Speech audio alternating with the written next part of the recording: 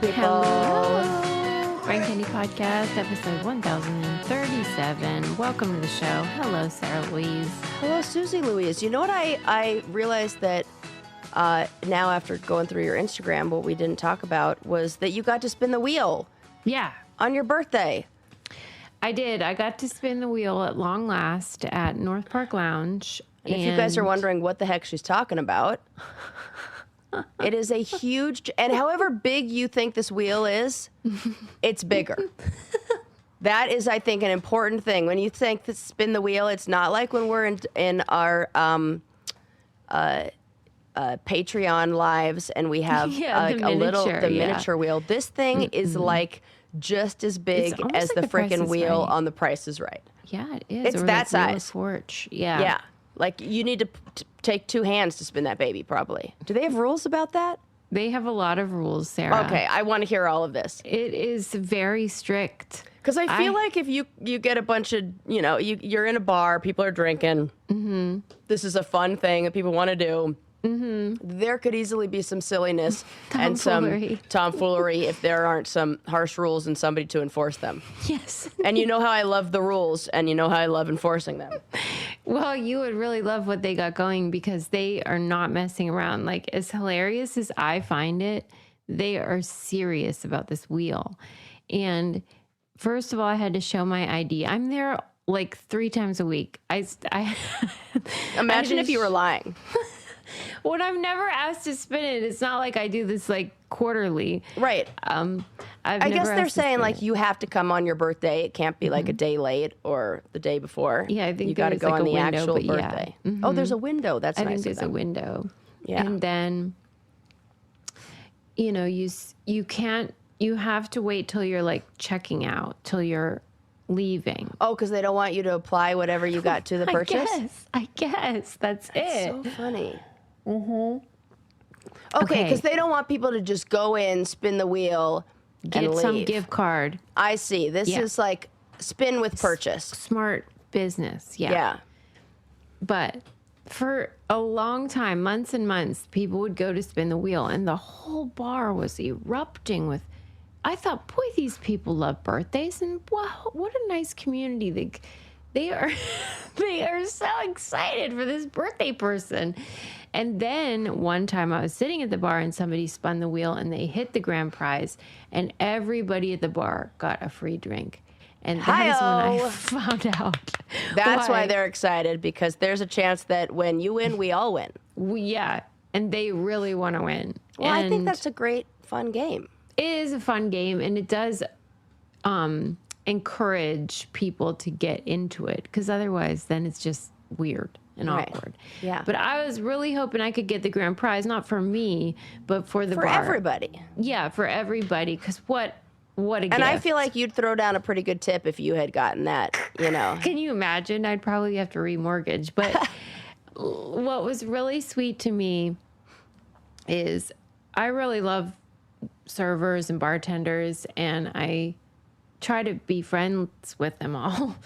And when I spun the wheel, they all came through, and there was just like a gaggle of staff and clapping, and I got emotional. Oh my God, I love that. Like, when I watched the video, I was like, that is really generous, and I felt very appreciative of their appreciation, Yes. It was very sweet. And I got a $10 gift card to Shooters, which is our favorite little Topgolf knockoff place right up the road. Shooters is the freaking best, because for Shooters. 1/10 of the price of Topgolf, you can get, and they don't do that thing where like it's the same ball and you do like one ball at a time kind of thing, and they unlimited. It is. Keep them coming. A bucket of balls. It's white trash Topgolf, basically. It is so fun. It's so fun. And the best food. I'm still thinking about that sandwich that was so good that we had. Yes. I went there this week. I got the stuffed pretzel, and I was like, damn, I love it. Did my brother go with you? No. Oh, my gosh. I'm booked solid. I'm going to have to tell him that he's got to come with you to Shooters, because he would love that place has everything that he likes. I know. Cheap drinks, really good bar food, and an activity that he's really good at. You Rices, though, it's hard to nail you guys down. I don't know if it's avoidant, like it's weird where you guys don't want to get close to people or something. But I sense it where I'm like, takes one to know one kind of. Yeah. Where I'm like, he's purposely keeping emotional distance. I honestly think that this is that, like, I know that, well, here's the thing. I know for me that for a long time I had this thought in my head of, they don't really want to hang out with me, right? Like, they're just doing that to even friends that I have, and this is not a problem now, but this was a problem when I was in high school and college stuff. And I'd be like, they're just inviting me because they have to, or they, kind of like feel obligated. Yeah, if it's somebody's birthday and they have to bring in treats for everyone in the class, Yeah. It's now I understand that there are people who really like me out there. And yes, we do. hello, but I feel like there's something like my whole family like doesn't want to be a burden. And almost to our fault, it becomes a problem. Like we want to be so not a burden that it becomes more annoying. Like to have to try to convince us that you actually want us around. And so, because when he was leaving my house, he was like, "Hey, do you have any of like?" He asked for some cleaning thing, and I'm like, "Oh yeah." That's very on brand for the Rice family. It is, and it was the end of the night, and I didn't track that what he was saying is, I'm going to clean your house.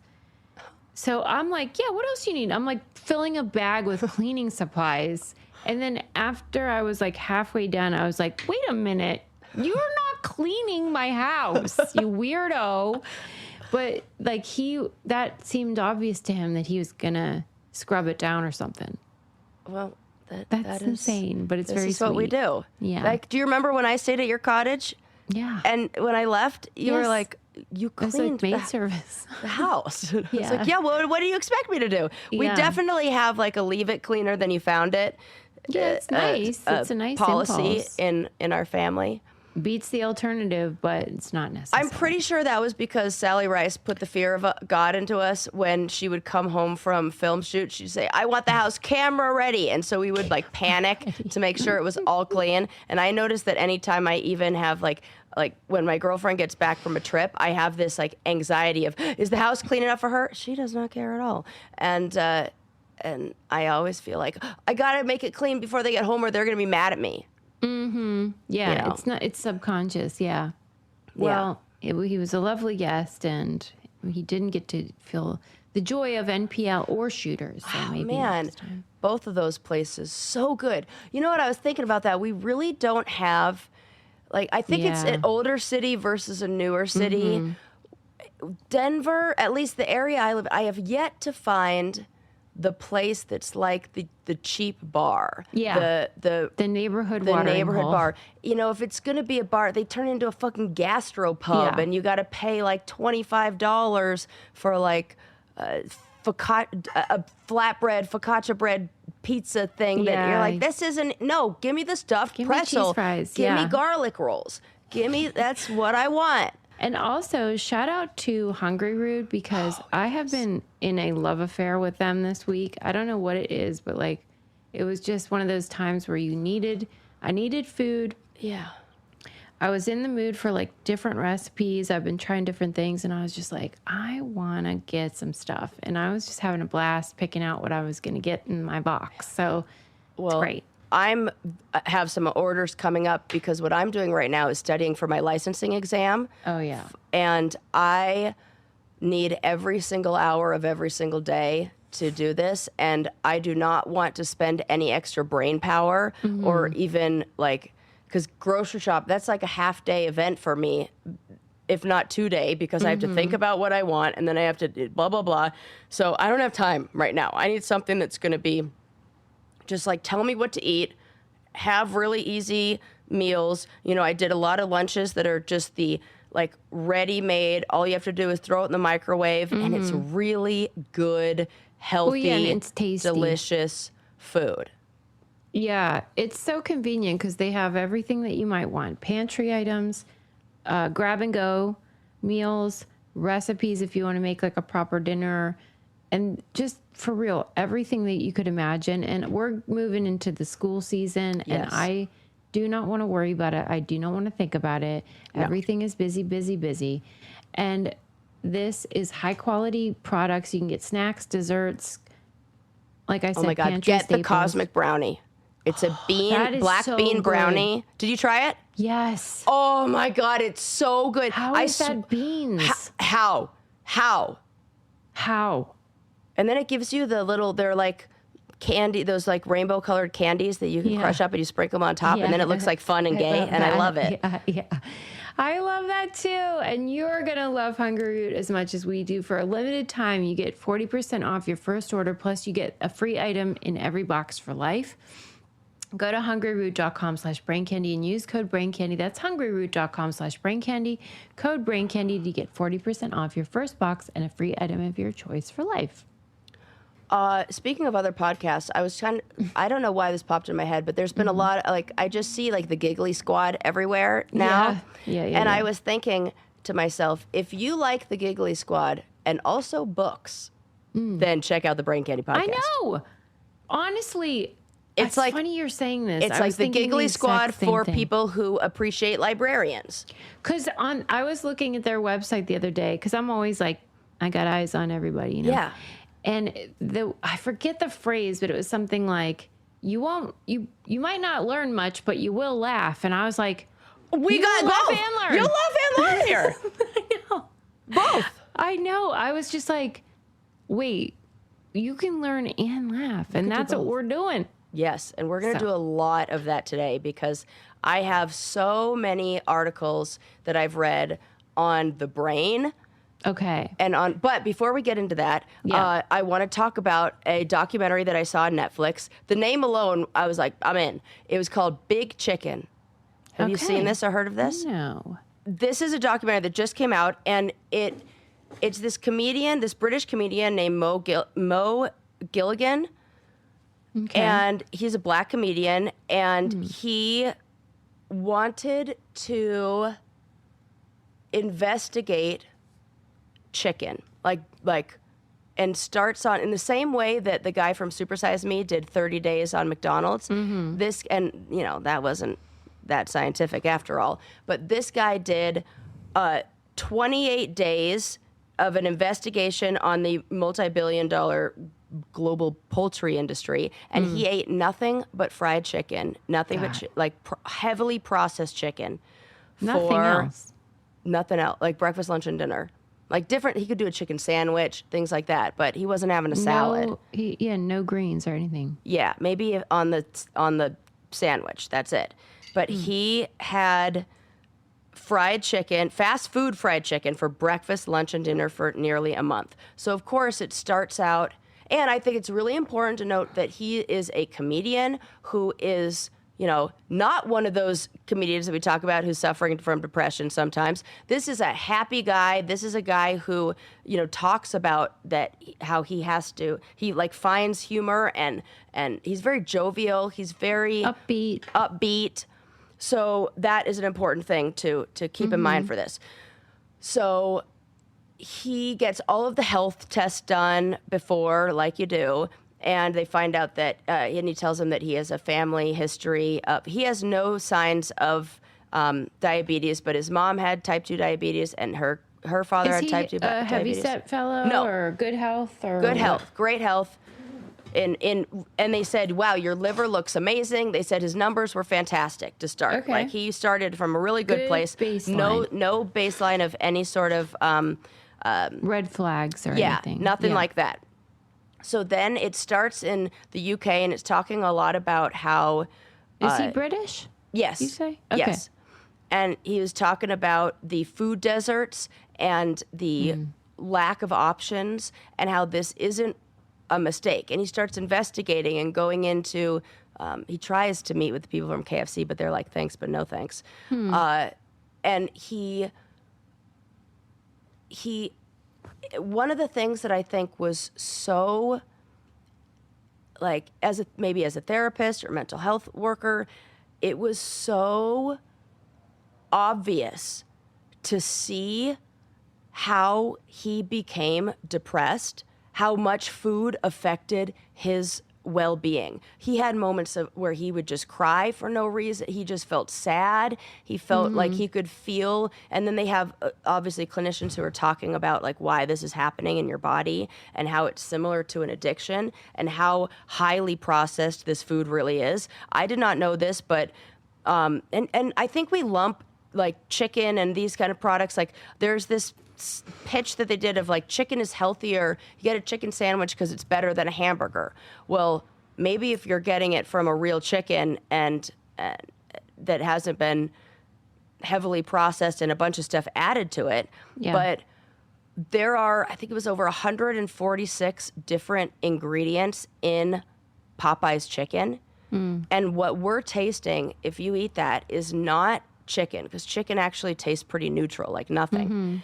It is the flavoring, the seasoning, and all of these chemicals that they're pumping into this chicken. And to watch this guy go from, 142 ingredients in Popeye's chicken. And he's saying that every year in the UK, 12 million pounds is spent on fried chicken alone. And so this is something that is growing, and KFC is they're seeing more and more of these chicken shops like popping up. And you really see how it becomes an addiction. Like his body, and not even a way that he could control. Even if he wanted to stop, and when he does, that the brain will tell you, like it puts you through these spikes and your body can't really process that. His gut biome was affected. All the markers changed. Of course, he gained weight, which is an obvious one, but diabetes risk increases. So many things across the board increased. But I didn't even care about the numbers as much as I cared about his well-being. You watch somebody go from happy to like a sad person who's like, I'm really struggling. I can't handle this. Like I feel lethargic. I feel like he was forgetting words. He said he feels like he's got brain fog. And they explained why this all happens. And I thought it was just so fascinating to watch and to see, and how it used to take like I think it was something like 12 weeks for a chicken to grow into the size that it was ready to be like harvested, for lack of a better word. And the size difference of how it used to be like 50 years ago versus how it is now, that now it only takes something like 4 weeks for them to get to the same place, because we're pumping them full of all these hormones.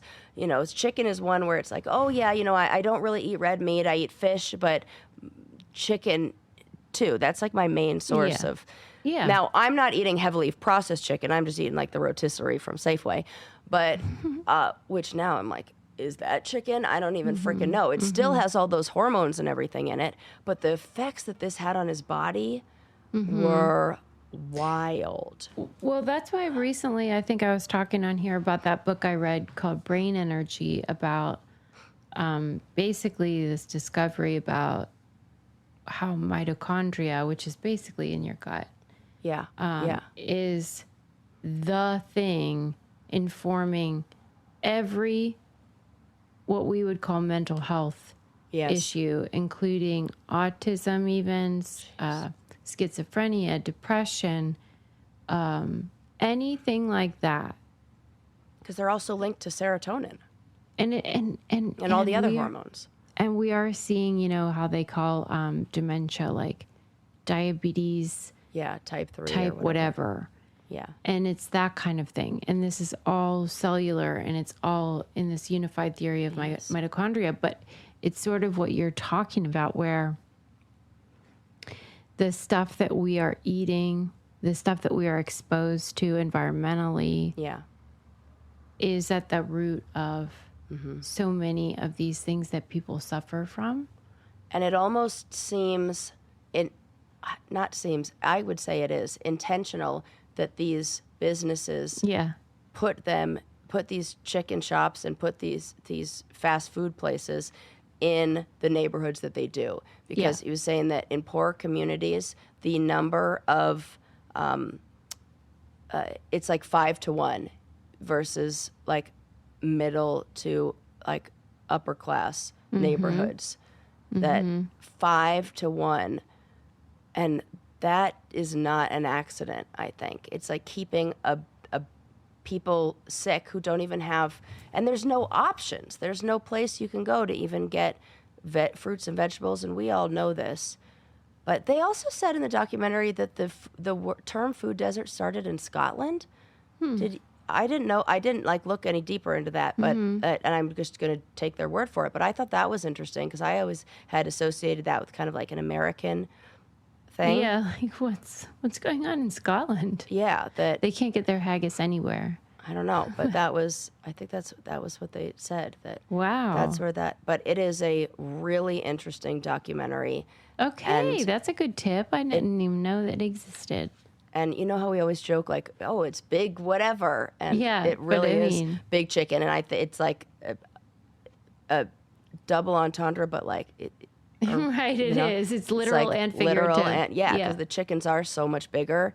And then it talks about just the processing facilities and also where the processing facilities are and how the processing facilities affect the health of the people in the community. Because in bird Don't poop, get me started. there's a lot of ammonia in their poo and their pee, as in all urine. And so they use these big fans, and so much so that chickens are going blind because of the great. ammonia So in everything's fine. their, right? And so they're pumping that out, and it's making all the people in the towns that are around these processing plants sick as well. Yeah, it ain't great. No, it's real bad. So now that makes me like, oh. And What does it make you feel? like chicken isn't something that I want to put at the top of my list of proteins that I want to consume. Do you think it's the chicken as much as I would? I don't know because I didn't see it. I would argue there is a huge problem with what he's saying. Like when he's saying Right. like they're pumping them out with all this Yeah. shit and whatever. So inherently they will have whatever going on. Right. But I mean, the frying seems like a big part of it. Yeah, and then it's all the other things that are basically injected into the chicken Yeah. after it's dead, of course. I get in that. To all, and anytime it says natural and other flavors, they don't have to explain what those are. Yeah, yeah. And they are not good for us. That's for fucking sure. I do think that if his experiment, We're like grilled chicken or chicken breast. Like I then think that yeah. would have had less of it, you know. But that's deleterious not effect. what's being consumed, and that's in these neighborhoods and in these places and at these like chicken shops. And they were looking at like Popeyes and KFC and churches, and then they even went into like how this was rooted in like white plantation. Even Colonel Sanders is like the image of like a white plantation owner, and how that started. Like the actual Colonel Sanders was a guy who worked at a gas station and like created this recipe. And You're then telling me he wasn't a colonel? no, and not only that, but in Kentucky, just like how in England you can get knighted if you've done like, Yeah. if you've made a positive impact on the community in Kentucky, they assign you the label of colonel. So that's where his hilarious. label of colonel came I from. love it. So he was a colonel, but like one that got basically like knighted. Honorific. Right, honorific. Honorific. Yeah. I love it. That's Yes. so funny. And it was full, like there were so many I can see why you'd get into it if it's jam packed with that kind of shit. jam-packed with Yeah. that. Like I didn't even write all that down. I'm just like It's like big trivia. Yes. Yeah. I love that kind. Yeah. Because So it I is think so interesting. and it if you kind of just don't even look at it as like what he's eating, just watch a person go from in a month really happy to so depressed, and knowing that food is to blame. And then and the effects of that and really what they're focusing on is highly processed foods. And the effects of really highly processed foods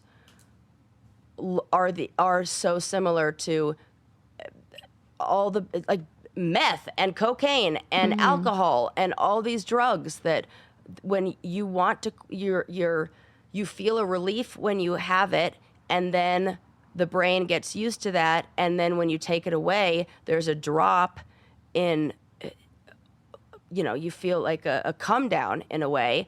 And in order to make yourself feel better, your brain doesn't even have the ability to make good decisions at that point. So it reaches for the same thing that has been making it feel better, which is more processed foods.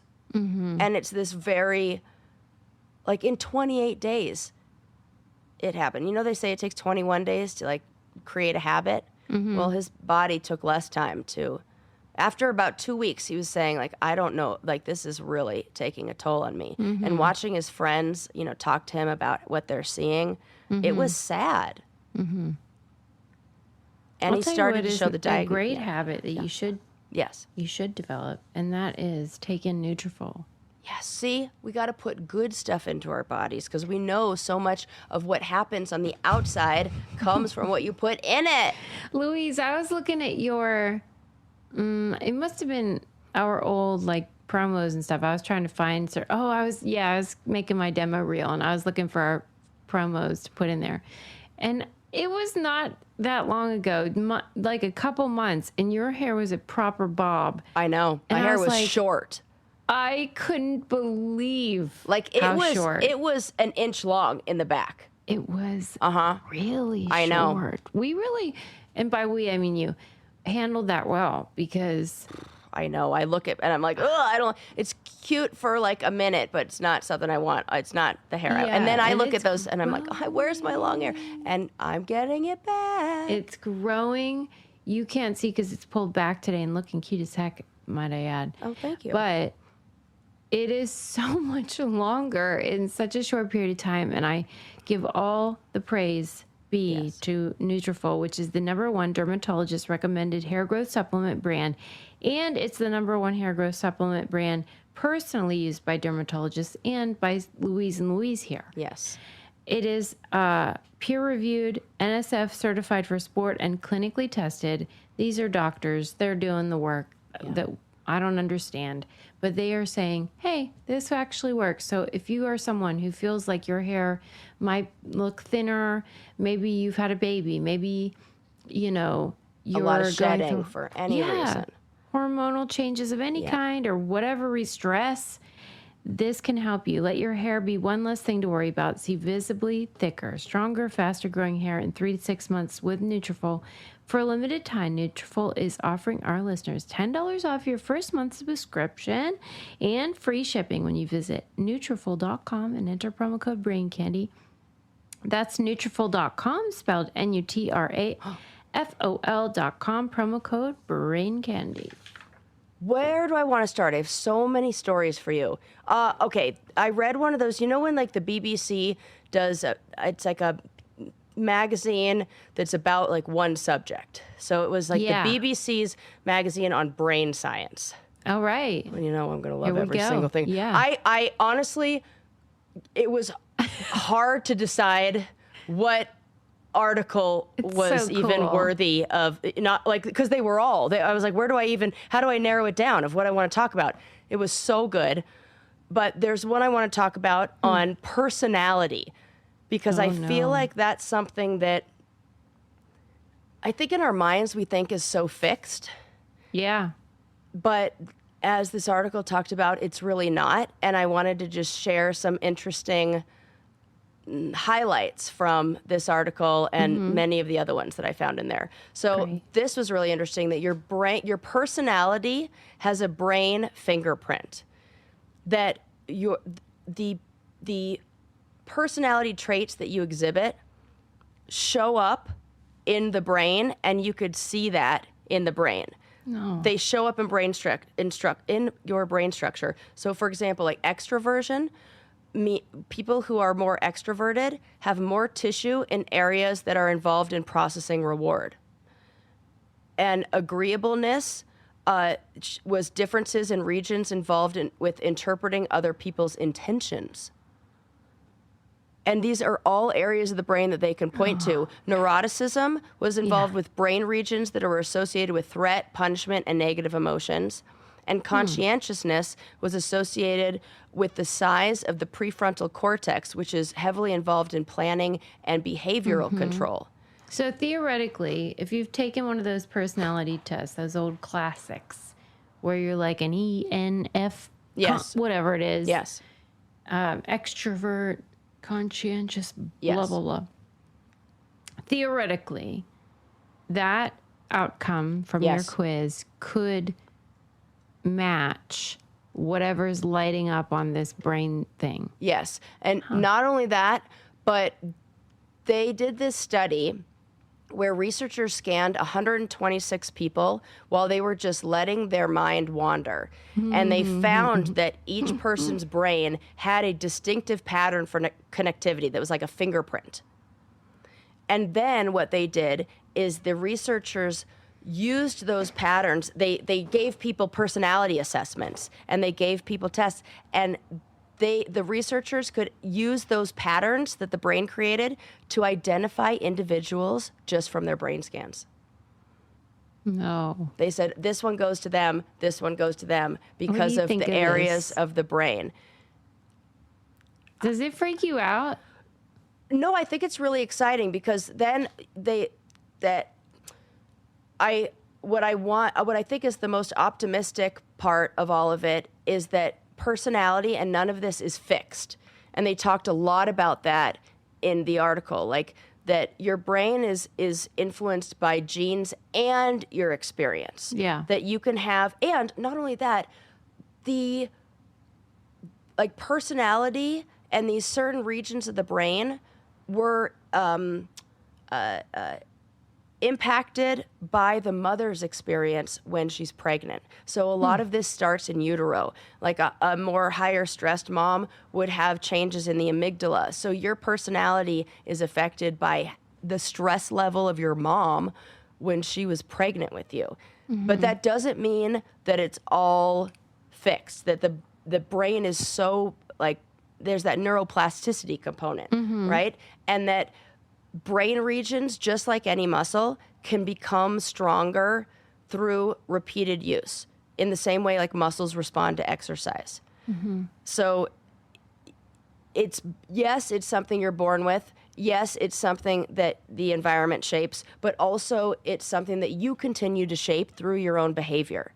And so if you are, like this is my complaint with, what the hell are they called? Like astrological science, where people are like, oh, well, I'm just this, and that's just how I am. And they just, like if somebody tells us, oh, you're an introvert and you're not very open to new experiences, then I think if we can't just label ourselves as that for forever, that we have the power to do something with that. And really your personality is like this feedback loop that behavior creates brain change, and then this may increase the likelihood of certain behaviors, which then become your personality. It can become self-fulfilling if you want it to. Yes. Yeah. So, like, if you lose your temper all the time, then you create, and this is kind of like if it fires together, it wires together thing, then you create those neural pathways that are involved in anger becoming more well-established. That You can, yeah. Yes. And then I always talk about this with clients, that then whatever we keep reinforcing, it becomes like the superhighway in our brain for which all, information goes through. And then maybe you become more prone to losing your temper. And then eventually you just say, well, I'm just an angry person. Or people will describe you, oh, they're an angry This is person. who I am. Right? But the reverse is also true. But if you repeatedly practice, they use the example of patience. Like if you repeatedly practice patience and you repeatedly regulate your emotions, which is exactly what I do in therapy. If you're somebody who's like, I need help with this, well, then email me, sarah@solutionsoc.com. I am taking new clients right now. So call your therapist or call me. Yeah. And we have to, and I work with clients on like creating and forming new neural pathways. And sometimes when I'm in session, I'll ask clients, I'll ask them a question about how they would have liked to do something, or how they, and how would you imagine doing yourself doing that again, or just looking for like an alternative thought. And I get the answer of, I don't know. And I have to say, you're right. You don't know if we just go with what, like, off the top of your head. But this is like, in the same way, if I were trying to lift weights and work out and like build muscle, and you put a 100-pound weight in front of me and said, deadlift that, I'd be like, I can't. Well, you can. We just have to build the muscle for that. We just have to build the strength for that. And it has to start somewhere, that you have to start creating those neural pathways. And of course it's hard, because that's not there yet. That road hasn't been built. And so the more you practice those patterns and the things that you want, all of a sudden patience becomes easier. And then you genuinely become a more patient person. So I think like what we call personality is really just a collection of really like habits. Yeah. That have formed. Yeah. And I think that is freaking fascinating. And yeah. We also think that twin brains are the same, but twin brains are not identical. Twins are identical in many ways, and even in their DNA, but not in their brain. And we notice differences in personalities of twins, even though they had the same environment, but even inside the womb, one brain can receive different hormones than another brain. Well, and they take from each other and stuff. And they could have different physical. Well, we saw this with Ashton Kutcher. Oh yeah. It's some twins have different experiences in the womb than the other one, and then they come out different with different challenges and different strengths. Yeah. And then the more those things get reinforced, or the more, and I can imagine if you're like an Ashton Kutcher, like that brother might be thinking, well, and he's probably not, I don't want to guess for this guy, but I'm thinking if there were a situation where you had one twin who was like crushing it, the other twin might think, well, I'm a failure. I think this even happens in siblings. Oh, yeah. When you have like the sibling that's the high achiever and the one who's like, oh, well, I'm the fuck up of the family, or I'm the, whatever of the family. And then that becomes reinforced. Marsha. Yeah. That's what Gretchen and I jokingly say about each other. And it's just a way of saying like we think the other one's great or whatever. But there can be that experience for real where you just think they get all the awards and the trophies and the attention or whatever. And we got to be really aware of the negative thoughts that our brain thinks, because it will start to create more, and it will start to focus more on those and only see those. I say this with clients too, like go around the room and name all the things that are red. And then you start naming all the things that are red. And maybe your brain also throws in some things that are magenta or pink or, oxblood, whatever the hell other shades of red there are. And then you ask, well, how many blue things did you see? They'll be like, none. I didn't even see any. And then if you ask, okay, now name all the things that are blue, you'll start doing the same in the other way. So that's like a simple example of how what we look for and what we focus on, our brain will start to like see more. It'll start to, it'll literally change the structure of those brain regions. Yeah. Yeah. I think about this a lot. I think that's awesome. That's why, I do too. This is good news. It really is. And I think I remember when I was on The Real World, I got a hard time. I can't believe you're going to say that. Go ahead. Is that what you were going to talk about? I was going to ask you about this. Go ahead. There was this like, oh, she's too optimistic. Like I kind of get, like people didn't like that. Like she can't be this happy, or I would say I'm not. I'm the same as everybody else. I just choose to be really optimistic. Like we always joke, like, oh, remember when we were optimistic? Like that has become a joke for us, because I will always try to find the silver lining or see the good. And my brain has been trained to do that. And I've created those bigger brain structures in those ways because of focusing on the positive. And I know it's a hard thing to do at first, but just so is lifting heavy weights. But then we practice more and we get better. And then all of a sudden, 100 pounds has never changed in the weight, but it becomes easier the more you practice it. And all of a sudden, it's like, oh, that wasn't that bad. Yeah, and you can keep those great things about yourself and then know that the other things that feel like, well, that's just who I am. Well, no. Doesn't have to be. You can modify them if you want to. Right. That's encouraging. That's positive.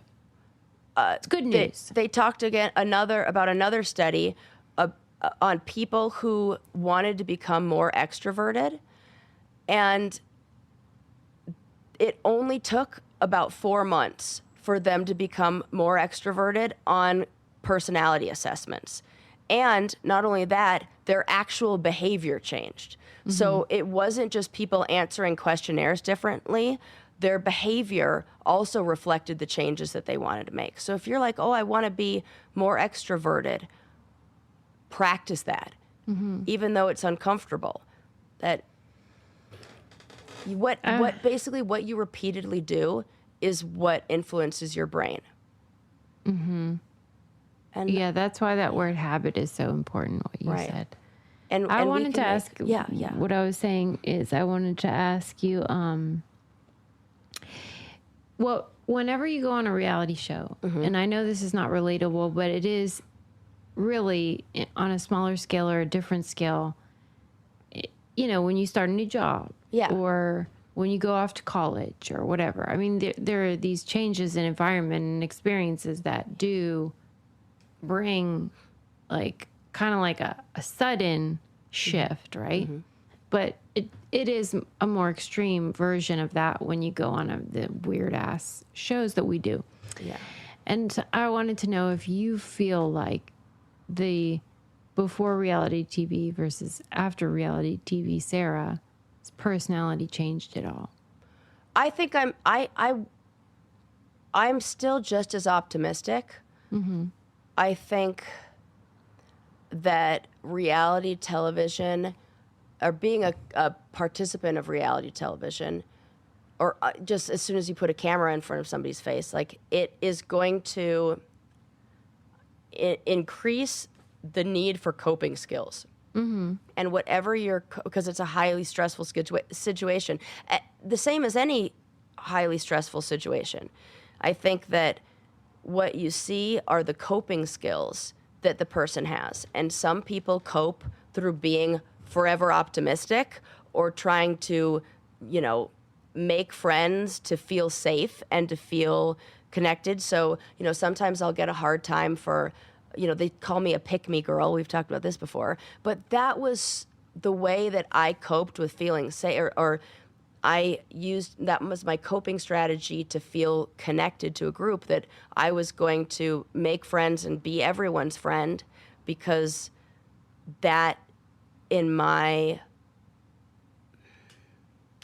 survival state is how I stayed safe and how I felt accepted by, whoever it is, wherever it is. Now I understand a little more about who I need to, I don't want to say perform for, but I feel like in a highly stressful situation, I might still go back to that and might still revert back to those old ways, but it's not necessarily the worst thing. I think now I was very trusting before, and now I'm a little, and maybe that just comes with age, and it's not that I don't give people the benefit of the doubt, because I always do, but I'm a little, I also think maybe I've realized that other people think differently than I do. And that took me some time. It took me time in my career as a therapist, and that, and that's why I really have the therapeutic, model and like theory that I practice is one that says the therapist is not an expert on you. You are an expert on you. And it's my job to learn about you and ask you those questions to also help you learn about you. But I'm not coming in going, oh, I think this is the best thing for you or this is the way to be, because I only know my own experience. And I think for a long time I thought, well, I'm happy. Why can't they be happy? Or not as a therapist, but in reality television, or like, I'm optimistic. Why can't this person be optimistic? So maybe it's a little bit of that. Yeah. Do you feel like it changed you? Yeah. Well, I know that, like... You went in so, like, doe-eyed and, like, not... Well, yeah, I mean, I came in from a baseline of, like, not normal. Like, almost level. toxic positivity in a way of, and just sort of, like, Jesus in this little light of mine and all that. Right. So I don't know the degree to which this would just have been the same thing that would happen in a college dorm experience. I mean, some of it would come up through that exposure anyway. But I would say, and I know people see me as very extroverted, and I am, and I freaking love socializing, and I love talking to people, meeting new people. But, I mean, there was a very drastic, like, jarring sort of feeling of, like,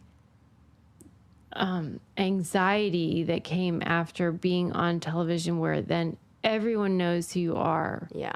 In certain environments, like at a bar, at a club, like when, I was 18. So from 18 to, like, say 28, those years, if you are in a certain environment, a mall, a movie theater, anywhere kids or young people are, or where they're drinking, I was so anxious. Yeah. Well, and that makes sense. Yeah, it's like, well, yeah, that was traumatic, And it was, like, it just was all of it. And it's just like knowing that everyone knew your business and you didn't know theirs. It's a weird dynamic and unbalanced and all that. Because it's like I've said, it's that, what do they call it? Like the mustard stain phenomenon, or like if you have a mustard stain on your shirt, and basically, and you're like, oh my God, I'm so worried about mine. Everybody's going to see it. But everybody has their own mustard stain on their shirt, and they're doing the same thing. Oh no, I hope nobody sees this. Sure. And when we're so concerned with our own, we don't even notice the mustard stains on anybody else's shirt. Yeah. The place where that is not true. And I asked this, I can remember the class I was in. It might have been a personality class in grad school, where I raised my hand. I didn't want to talk about me, but I was like, okay, but like, we were talking about social anxiety. And I said, and I wanted to tease out, like, what is social anxiety and what is actually the reality of people staring at you. So I said, okay, like, but if Justin Bieber goes to Disneyland and everybody's staring at him, does he have social anxiety because he's aware of other people watching him? It's not like he thinks other people are watching him. PTSD. People are watching him. So, and they go, no, it doesn't count. That's not social anxiety, because and nobody answered me as to what it is. Well, I think it is that complex PTSD. It must be. Because it isn't like I was jumped in an alley and then I have a fear response because of that. It's from a whole experience of being in the world that changed my reality. Yes. It's not like that anymore. I mean, some people might know me, but I don't feel that sense of, I don't feel that either. Yeah. But during those years... Yeah. And it is weird and lonely, and it affected how I behaved. It affected my personality. I became far more introverted and private and all that. So as a way to kind of protect yourself, and because humans are not supposed to be judged or by a lot of people. Like, what is that Dunbar's number that talks about, like, the amount of social relationships that we could actually manage. And I think the max is like 150, that if you are perceived by more than 150 people, that it starts to have some detrimental effects to your mind and your well-being, which is why social media can be so dangerous. Yeah. Because if you're not equipped to deal with the like influx of eyeballs on you, you will have psychological effects from that, and it will make you, because you can't please everybody, you can't make everybody happy, and if you look at a million people, they're all going to have different opinions about you, and that's fine. So I had to tell myself, you don't need to be a one-size-fits-all pair of jeans. Nobody actually likes a one-size-fits-all pair of jeans. You're going to be the pair of jeans that fit these people really well, and they're going to love you. Shout out to all you listeners out there. But there's going to be a lot of people that don't fit into that pair of jeans, and there's nothing wrong with the pair of jeans that fit me perfectly just because they don't fit Susie perfectly. You know? Yeah. So I try to tell myself that, and that helps a little bit, but it is so fascinating. I think it's hopeful, though, the research that you're pointing to, though, because it allows you the awareness to know that, like, if there is something about you that is not the best. Right. Maybe or it's that not your you favorite just thing. don't like. Yeah. Don't worry about what other people say. Yeah, just How do not you your feel? favorite thing about you. Yeah. Well, good news. You can work on it. You can practice it. It's okay. And some people can do it on their own. I think a therapist is great for helping you find ways to, like, do that in small doses, then start just. And I have people imagine a character from a movie or from TV or from a book or even somebody in real life that they know, and think, well, how would this person? It's essentially like WWJD. Yeah. But That's why I always say, like, who's it your works. hero? Yeah. Yes. There's a And- reason why Mr. Rogers is over there, right. looking over my shoulder. Yeah, and why Bob's Burgers is surrounding me. Yeah. Because they're the same for them. That is my, like, family that who's I your North Star? strive Who's to your be like. guiding light? You know. Yes. It can be anybody you want. Anybody. And just imagine, you know, the name I hear the most, and I've heard this like dozens of times, Leslie Knope from Parks and Rec. So many people are like, yeah, she's kind of who I. So many people say that. And I just think that she, because she has so many flaws, but it's okay. And she still loves and accepts everybody, and she knows that her house is a mess. She's clearly a hoarder, but it, like, doesn't even matter, and because she's doing all these other good things, and they don't even focus on that as a negative. And I think that, so come up with an example in your mind of, like, from television or movies or whatever. Say, what would this person do in this situation? Because it's very hard for us to imagine ourselves doing something that we've never done before, but it's easy for us to see what somebody else might do and copy those behaviors. And then as soon as we do that, our brain starts figuring it out and go, oh, okay, this is an option. And then it'll give you that option more and more and more. And the more you do that, the more it strengthens. And then instead of you thinking, what would Leslie Knope do? You think, well, what would I do? Because that blends together. That starts to pair up. So I have one more I want to talk about. Yeah. I can't believe that I barely scratched the surface of my notes here, and we're already at time. I talk too much, so I No, can that's take that out. not. This was an article that was in The Atlantic, and it was called "The Horrible Rise of the Makeout Police." Did you happen to see this? No. Okay, That did not come across my desk, right. Sarah. So the author is talking about how there is this rise on TikTok and social media, and maybe even in society now, of that we are starting to frown upon public displays of affection, especially like kissing. And there was a TikTok that came out where this guy basically, like, ambushed. There were these two people making out on a bench, and they were like, Where? Like the park? consenting Where they were? adults. Yeah, like at Central Park. Okay. They're on a bench enjoying their lunch, maybe probably like in a romantic relationship, met up for lunch, and they're just like making out on the park bench, not doing anything inappropriate. You don't see anything. Nobody's like got their hand up somebody's skirt, nothing like this. It is just some hot kissing, And this guy. In the day or night? Daytime, like lunch break time. And this guy, like, says, like, basically, ew, stop doing that. Like, get a room. We don't need to see that. Yeah. And this very normal expression of romance and love is now treated as offensive or embarrassing or inappropriate. And the article is arguing how this is like this cultural shift towards a few things like constant surveillance, social policing, and a big discomfort with intimacy. Would you agree that? Yeah, I know you're somebody who's like not I would crazy feel about that way. Like, I know what you're saying, and I can hear you, but I'm also just like, oh God, what are you doing? Like, not that I love a smooch and I love Frenching and all that jazz, but I don't, like, I always joke about how, like, there are some things that are private. I think making out can be public. That if you want to do that on a like quiet Frenching. park bench. You're talking about Frenching. Tongue or no tongue? I mean, I don't even know if they were using tongue. Or whatever. They were just like romantically kissing in a way that was. You're talking about Frenching. You said make out. That's Frenching. If you were in Paris, this would be something that nobody would turn a blind eye to. Like nobody would shy away from. There's maybe lyrics. They should. Who's to say that's right? Why? Because it's fucking France. Well, I think like. Yeah, like what you and Amy do. What you and Amy do, too much. I don't like it. What? We're not even big on PDA.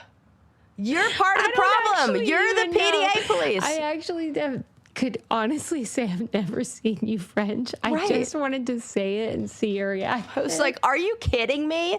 She would be like, wait a sec, I'm not getting enough. I'm just joking. But I'm totally joking, Sarah, for real. Yes. Do not have even in my mind an example of idea of what that looks like. Okay. But for so long. I don't want to see you French anyone. I don't want to see anyone Frenching. And we're not even talking about Frenching. We're just talking about public kissing. Just like and public kissing I love. A kiss in public was a greeting, was a goodbye, is sometimes like, oh my gosh, let's celebrate with a kiss. Like that. Like that if Amy and I were on Amazing Race and we won, you betcha I'm kissing her. I'm not going to be sticking my tongue down her throat. You're talking about a bench, though. I think that is what's getting me, the sitting.